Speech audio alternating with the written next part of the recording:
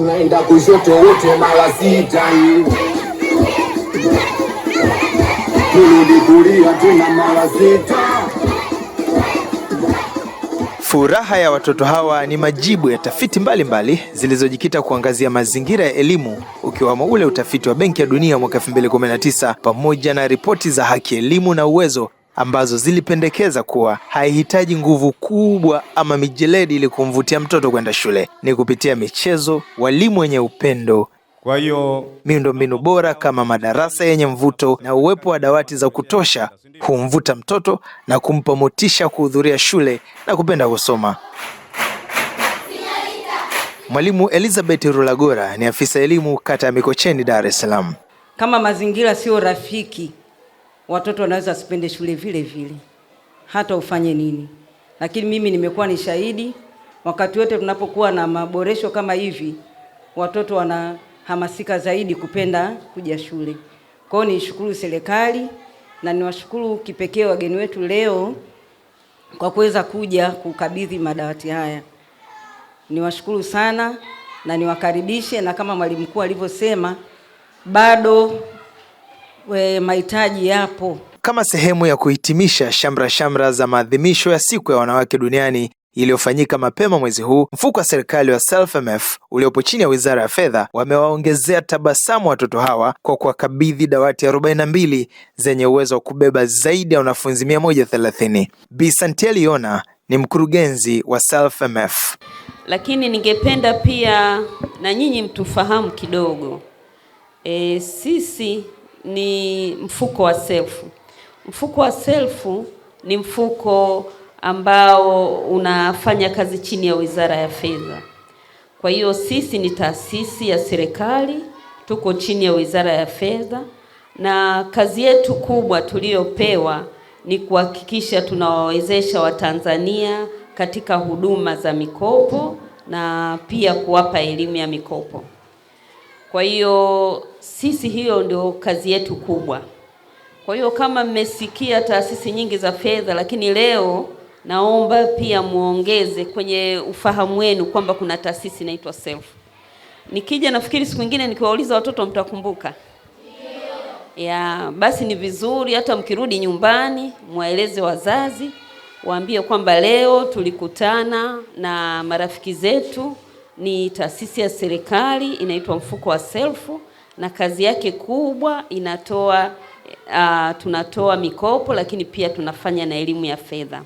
Kwa hiyo hilo ndio jukumu kubwa ambalo serikali imetupa. Sisi kama taasisi huwa pia tunapenda sana kukaa karibu na jamii ambayo imetuzunguka.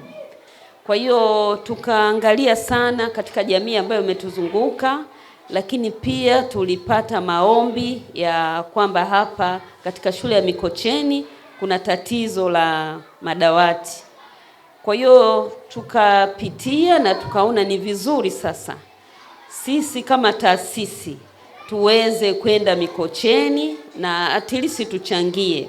Naamini tatizo hilo ni kubwa zaidi, lakini labda tusingeweza kufanya kwa ukubwa na kulimaliza. Lakini tukasema tutakapotoa mchango wetu, tunaamini mchango huu utakuwa ni mzuri, utapokelewa vizuri, lakini vile vile utaleta chachu kwa wanafunzi. Kama mwalimu alivyosema, watoto wanapokuwa katika mazingira mazuri ya ufundishaji, hata wanapofundishwa wanaweza kupokea vizuri.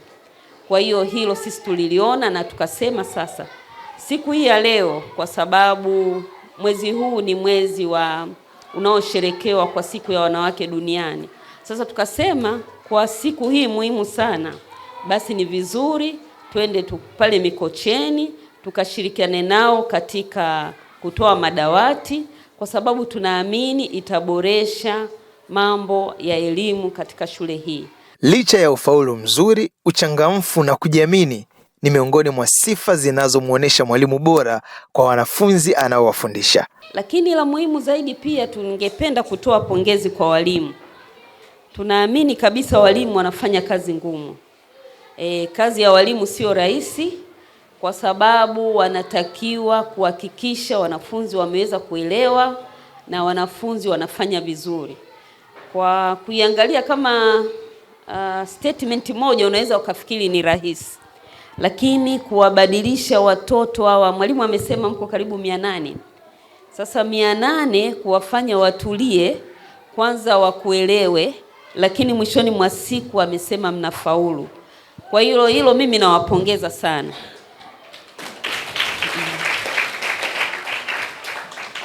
Mwalimu amesema ufaulu wenu ni 95%. Na sisi kama SELF tutakuwa tunafuatilia kwa karibu kweli. Yaani sasa hivi tukisikia tu matokeo yametoka ya shule ya msingi, tunaingia kwenye mtandao, na siku hizi tunajua mambo ya mtandao. Mara moja tunaenda kuangalia ufaulu wa shule ya msingi Mikocheni. Tukikuta watu wanaendelea kufaulu zaidi na nini, kuna siku moja hapa mtaona tunakuja tena, labda kuna kitu tunaweza tukaleta zawadi. Kwa hiyo nataka niwatie moyo, alafu niwape hiyo ari kwamba mjitahidi zaidi. Mwalimu amesema mwaka huu anategemea mfaulu wa 100%. Naomba labda mtuthibitishie kwamba mtajitahidi na mtafikia kiwango cha ufaulu mwalimu alichosema. Vipi, mtafikia watoto? Jitahidini sana. Baadhi ya wanafunzi ambao wamepata nafasi ya kuzungumza, wao kwao ni shukrani na ahadi ya kutunza kile walichokabidhiwa na wadau. Kwa jina naitwa Naira Naso kutokea shule ya msingi Mikocheni. Niko hapa mbele yenu kutoa shukrani kwa mfuko wa SELF kwamba wametuletea madawati takriban madawati 42. Pia wameiwezesha shule kuhamasisha wanafunzi kusoma kwa bidii na kukaa kwenye madawati kwa amani. Pia kama itatokea mwanafunzi anataka kuharibu rasilimali tulioletewa, maana madawati katika shule ni rasilimali. Kama itatokea mwanafunzi anataka kuharibu rasilimali, basi kwanza nitaanza kumshauri kuwa haya madawati sio kama yananisaidia mimi peke yangu, yanakusaidia wewe na wadogo zetu walioko nyuma yetu, na kama mimi ni mdogo kuna kaka yangu aliyekuwa mbele na dada yangu aliyekuwa mbele. Kama ikishindikana kumshauri akawa amekataa kabisa, basi mimi nitamchukulia hatua, nitampeleka kwa mwalimu. Na asanteni pia, mmetuwezesha sisi wanafunzi kuepuka karaha za kuchafuka chini na kutulia kwenye madawati kwa amani na kusoma vizuri na kumtoa mwanafunzi wasiwasi kama nikienda shule nitachafuka, nitakaa chini. Kwa majina naitwa Yasra Roni Mgazidi, nasoma shule ya msingi Mikocheni. Natoa shukrani kwa mfuko wa SELF kwa kutuletea madawati mazuri.